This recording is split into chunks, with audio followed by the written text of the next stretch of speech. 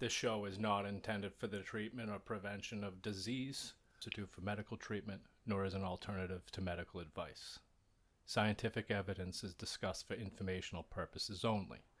Nothing herein shall be construed to delay necessary medical attention. No part herein, nor any statement, act, nor omission made by Cormac Mannion or Amplitude LLC or its agents are to be construed as treatment of any medical condition, medical advice, nor to delay necessary medical treatment. No patient-doctor relationship is formed. Sup, brothers? Type-IIx here. This is the 10th episode of the new and improved Gear Growth and Gains, brought to you by MesoRx, the leading platform for open and unfiltered discussion on enhanced bodybuilding. Members freely share experiences, hold sources accountable, and ensure transparency. No censorship, just real reviews. To sign up for the Gear Growth and Gains newsletter, visit amplitude.com and click sign up for Type-IIx's newsletter. Alright, brothers, let's get into it. So, first section that we'll discuss will be an introduction to the expanding world of PEDs. Today we'll do a deep dive into the rapidly expanding world of performance and physique enhancing drugs. There is a nascent, growing multitude of new compounds, especially among the peptides that include the truly exciting peptides, the GLP-1, GIP, and glucagon agonists that have become commercially available in the past 18 to 24 months to the consumer market. Today we'll discuss three of these new classes of compounds. First, we'll discuss the exercise mimetic drug SLU-PP332, an estrogen receptor-related receptor, or ERR, pan-agonist. That means it activates all three of the ERR subtypes, alpha, beta, and gamma, but vitally the alpha subtype most selectively. Next, we'll discuss the incretin peptide drugs that include the glucagon-like peptide 1 or GLP-1 agonists, for example, semaglutide or Ozempic, the dual GLP-1 and glucose-dependent insulinotropic polypeptide or GIP agonists, for example, tirzepatide or Mounjaro, and the triple agonists or GLP-1, GIP, and glucagon receptor agonists, for example, retatrutide. Finally, we'll conclude the emerging compounds and bodybuilding section by discussing the selective androgen receptor modulators, or SARMs, of which there are four main classes. The quinolinone analogs, the arylpropionamide analogs, the bicyclic hydantian analogs, and the tetrahydroquinoline analogs. Alright, so let's discuss these emerging compounds in bodybuilding. The ERR agonist SLU-PP332 has been shown in mice to act as an aerobic endurance exercise mimetic, mimicking acute aerobic endurance, stimulating those adaptations that include enhanced aerobic exercise capacity, mitochondrial function, increased cellular respiration, or what we colloquially refer to as endurance or stamina. It increases type 2A skeletal muscle size as well. This actually reflects muscle hypertrophy and is not merely an increase to the virtually growth non-responsive type 1 fibers. Increased 2A fibers occurs after training with weights as well and is indicative of human skeletal muscle hypertrophy. Increases in the size of aerobic oxidative type 2A muscle fibers contribute to hypertrophy certainly, as well as by increasing the bodybuilder's ability to sustain longer sessions, perform more repetitions, reducing the rest interval needed between sets of lift and weights, by speeding up the aerobic metabolism's repletion of the muscle's small pool of creatine phosphate and ATP for subsequent muscle contractions under high velocity of force and effort. There are additional benefits to enhanced mitochondrial function that include better glucose disposal and enhanced total body insulin sensitivity. Now, it is important that bodybuilders understand that despite the estrogen and receptor terminologies, this drug is not an estrogen. Rather, it is a synthetic selective compound. It is also important that everyone understand that acute aerobic endurance adaptations are different from a training effect. The repeated bout effect of resistance exercise induces chronic adaptations like increased strength, and of aerobic endurance exercise chronic adaptations like decreased resting pulse. These chronic adaptations to exercise have not been shown to occur vis-a-vis SLU-PP332, not even in these mice. What's more interesting than the paucity or very small number of published studies on SLU-PP332, only 4 results are returned on PubMed for a query for it. Besides the echo chamber of YouTubers that seem to be driving interest in this drug, is one glimmer of interest raised by a United States patent application from back in 2010 for small molecule hematopoietic growth factor mimetic compounds that activate hematopoietic growth factor receptors. This patent was filed for a group of chemicals including SLU-PP332, among an array of chemicals with drug-like activity that target hematopoietic growth factor, or HGF. HGF is a family of endogenous glycoproteins, mostly, that regulate blood cell production in the bone marrow, like EPO or erythropoietin. But whereas EPO stimulates the erythrocytes or red blood cells, those that carry oxygen to our body's tissues, thrombopoietin, TPO, an HGF glycoprotein, stimulates the thrombocytes or platelets, those blood cells that regulate blood coagulation or viscosity, thickness, preventing excessive bleeding or clotting, but also involved in tissue repair and healing, inflammation, and the endothelial vasculature. So then SLU-PP332 might offer some direct benefits, but also risks for recovery from hard training. But I'd be remiss not to say something more about the remarkable shortcomings or limitations of the scant data about this compound. A random search for any peptide at random, really, is likely to result in more search results, more pertinent data than rodent studies of aerobic training programs and more relevant use cases as well, such as in healthy adults. It's remarkable to me that so much interest has come to this obscure little molecule that it begs the question, who is promoting this drug for bodybuilders without any real-world evidence? I believe that it is the exercise mimetic properties that are most interesting on an intellectual level, but bodybuilders, athletes, those most interested in it, love to train. This drug is interesting most of all because it offers some promise to those with metabolic syndrome, pre-diabetes and diabetes, who can derive benefits from this drug without having to train. I remain cautious about overstating effect sizes in humans for this drug, and will point out that its benefits accrue mostly in the category of mitochondrial efficiency and glucose disposal. It's more for aerobic endurance athletes. Remember, like Dorian Yates famously said, bodybuilding isn't an endurance sport. Alright, so now let's discuss something to get very excited about. This is a conversation about incretin peptides, the GLP-1, GIP, and glucagon agonists. These drugs are incredible. Like endogenous GLP-1, semaglutide and liraglutide activate the GLP-1 receptor in pancreatic beta cells. These are the cells that stimulate the secretion of insulin and bring down blood glucose. What makes these GLP-1 agonists true insulin sensitizing agents are that this insulin secretion subsides as blood glucose concentrations decrease and approach euglycemia. In addition, liraglutide and semaglutide suppress glucagon secretion in a glucose-dependent manner, but do not impair normal glucagon response to hypoglycemia. They delay gastric emptying, reducing the rate at which postprandial, that's after a meal, glucose appears in the circulation. As a result of these actions, resulting in increased insulin secretion, suppression of glucagon secretion, and delays in gastric emptying, the GLP-1 agonists effectively reduce fasting and postprandial plasma glucose concentrations in those with hyperglycemia. This is very beneficial for recombinant human growth hormone, or RHGH users. Semaglutide and liraglutide not only lower blood glucose and body weight in humans, mechanism of action in vivo also includes that decreased gastric emptying to keep us feeling full after a meal, loss of body fat, lowered food intake, altered food preference, and maintained energy expenditure. This mechanism of action is consistent with the specific GLP-1 effect. After semaglutide and liraglutide and the GLP-1 agonists, then came the dual agonists, or GLP-1 and glucose-dependent insulinotropic polypeptide, or GIP agonists, like tirzepatide or Mounjaro. This additional element of GIP agonism brought enhanced biphasic insulin release, first and second phase insulin secretion. This is an effect that further enhances blood glucose control at higher milligram doses. For the triple agonists like retatrutide that additionally agonize glucagon receptor, the result is yet more efficient control of blood glucose management. In order to discuss the myriad benefits of these drugs for body recomposition, that includes enhanced muscle gains by insulin sensitizing effects and reduced body fat by the same, and altered food preferences and delayed gastric emptying, let us use the Socratic method.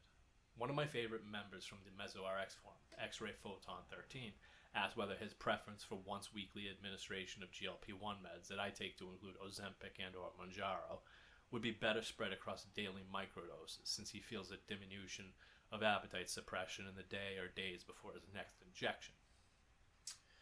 So to answer this question, we should first look to the mechanism by which these drugs work, their durations of activity, and the practicalities surrounding daily injections in the 7-day week. First, these drugs are not merely appetite suppressants.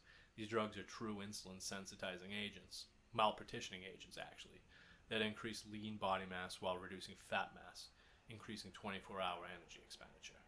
Since the pharmacodynamic effects of coupling insulin secretion to blood glucose levels persists for longer than a week, the effects on satiety and altered food preference about 6 days, the effects on delayed gastric emptying longer, and since pinning daily is just a pain in the ass and comes with increased risk of at least swelling at the injection site and becoming a social pariah, or at least being treated like an insulin-dependent diabetic despite exercising routinely and having your health, it's more rational to use these drugs on a weekly dosing interval.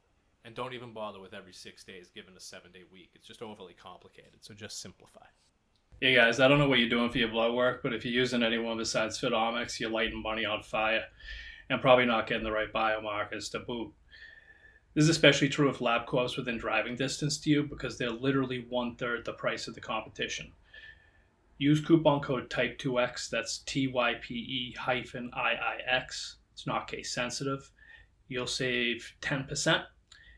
If all you have nearby is Quest, they're still the best option, because while there's like one cheaper company, they don't offer as many biomarkers and they end up not being worth it. So sign up for the Research Labs Insider at phytomics.org. That's FITOMICS.org for by far the best lab work options available in the US, except for New York, New Jersey, and Rhode Island, where self-requisition and blood work isn't legal, at least not yet. If you're confused at all, the best thing to do is visit my site at amplitude.com, click sign up for Type-IIx's newsletter, sign up, and when I send out my occasional, valuable, never spam newsletter, I include the steps to sign up and use Phytomics. Listen up, all you enhanced fucks. The MesoRx forum at thinksteroids.com is your go-to source for everything enhanced. We're not just another board, we're the most trusted harm reduction community in the game. You should be looking only at unfiltered reviews where members don't bullshit. At Meso, they definitely tell it like it is. Don't waste time with shills. Visit thinksteroids.com/community and stop posting now. All right, so now let's talk about the selective androgen receptor modulators, the SARMs. The selective androgen receptor modulators, or SARMs, were conceived of as a potential avenue to derive selective anabolic effects like increased or maintained muscle size from cachexia or muscle wasting without the inevitable androgenic side effects of anabolic androgenic steroids that occur like masculinization in women and male pattern baldness in men. Unfortunately, it's a feature inherent to the activation of the androgen receptor that these effects are coupled to one another, rather than to the drug's structure per se. A stronger anabolic is necessarily a stronger androgen, and vice versa. So clinical trials have been conducted using several SARMs.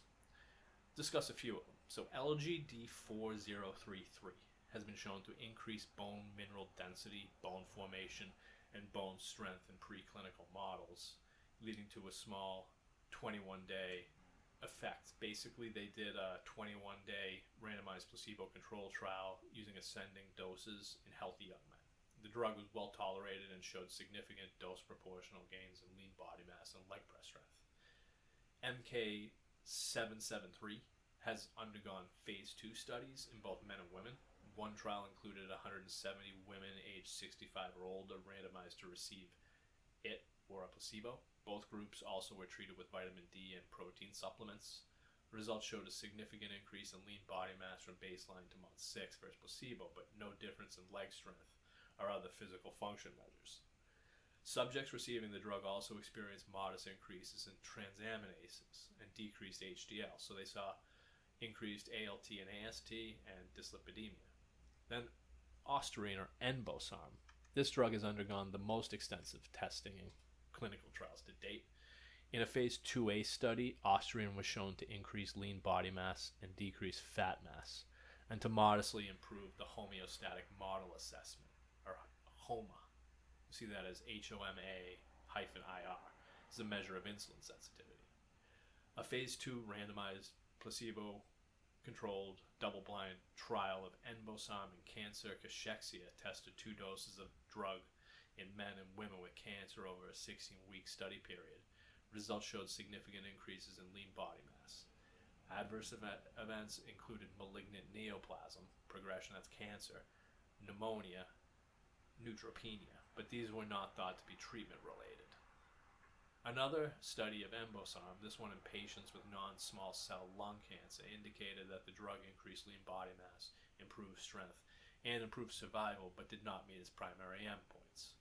Finally, RAD140. This is a relative latecomer to clinical trials. Human results from observational studies of drug-using bodybuilders using RAD140 and MK677 were terribly underwhelming, showing remarkable fluid retention, unimpressive muscle gains, and considerable suppression of LH and FSH, or hypogonadism, and suppressed endogenous testosterone. So among the SARMs, YK11 is the most interesting, since it is not merely a partial agonist to the androgen receptor, it also inhibits myostatin and is an NAD plus hydrolase SARM1 agonist. It might rationally be used about halfway into a 3 to 4 month blast to attenuate the testosterone-induced increase to myostatin. The bottom line on these drugs is that you just need to take higher doses to get significant hypertrophy, and they result in at least the same degree of suppression of testosterone as mildly suppressive anabolic androgenic steroids. It's easy for me to confidently conclude that Anavar's risks and rewards are significantly more favorable than any of these drugs. Alright, so let's do a comparative analysis of these modern drugs versus traditional ones. So among these 3 new classes of PEDs, SLU-PP332, the incretin peptides, and SARMs, the first 2 categories offer promise. SLU-PP332 probably will not be the ERR alpha agonist to get us there, but these exercise mimetic drugs hold the potential for 24-hour exercise bouts and their benefits, as we spend most of our days outside the gym necessarily to recover, and because we have lives. The incretin peptides have already revolutionized the world with their remarkable effects on body composition and metabolic health. We don't need to talk any more about those results, but the SARMs will be relegated to the dustbin of history. Let's discuss now legal and safety issues of these modern PEDs. So I am not a lawyer, so nothing I say can be taken as legal advice. Obviously, these drugs present a risk for drug-tested athletes who should consult any and all applicable anti-doping provisions that apply to them under their sporting body. Actually, they should shut this off right now and never tell anyone that they listened. To my knowledge, that is limited on this topic at present, since I'm not up to date on WADA's prohibited substances or monitoring lists. The SARMs drugs are among the, if not the most common drug class seen in sanctioned athletes' doping control samples. The incretin drugs are, to my knowledge, that again is limited on this topic at present, neither prohibited nor on any monitoring list slated for future prohibition. But their injectable forms are prohibited by virtue of policies that variously apply against the administration of injections. SLU-PP332 is too new, but may fall under provisions aimed at potential hematopoietic or blood-boosting drugs. SARMs are not, to my knowledge, federally scheduled in the United States, but they are likely regarded in some jurisdictions as controlled substances, not legal to possess or transfer, and may variously be subject to state, if not national, prohibition. So you might go to jail instead of federal prison. The incretin peptides have apparently, at least with respect to manufacture, been clamped down on by the Chinese government, but none of us read or speak Mandarin probably, so this is practically hearsay. I did mention I'm not a lawyer, right? And definitely are controlled substances in the United States, so you can't possess them legally without a prescription or transfer them. SLU-PP332 is probably viewed as a weird mouse thing, but if you got caught with it, you might still get arrested just because of the apparent illegality of the thing. SARMs are probably the most illegal, the incretin is the second most, and sloop, as the kids are calling it these days, probably not. But I don't know because I'm not a lawyer. Safety-wise, the incretin drugs are remarkably safe. There is some risk for severe abdominal cramping, pancreatitis, and in some populations, small populations, increased risk for cancers like thyroid. The SARMs are fairly unsafe, especially older ones that cause persistent vision issues. They will affect your endocrine system if you're young, negatively. SLU-PP332 is a wild card. Who really knows? And finally, just real quick, if you haven't checked out Bolus yet, I want you to visit bolus.amplitude.com and get a free preview of the book's table of contents and first chapter. It really is an outstanding book for growth hormone and its secretagogues, for practical use, replete with protocols that range from GLP-1 drugs, metformin, to insulin and IGF-1, and reference material throughout sections inside cover fat loss and building muscle, recovery from hard training, anti-aging, and detailed packaging and identification of specific gray market items. So make sure you check that out if you have. All right, finally, let's discuss future trends in performance enhancement. So what the future truly holds in performance enhancement is anyone's guess. Judging from current trends, it would appear that it is capable of being driven by influencer activity. Still, the cream rises to the top and oysters do hold pearls. Thanks to the innovation brought forth from research and development, investigating drugs to enhance insulin sensitivity, lean body mass, and blood disorders, I expect that we'll see more newcomers to the market. All right, guys, that's it. Thanks for listening.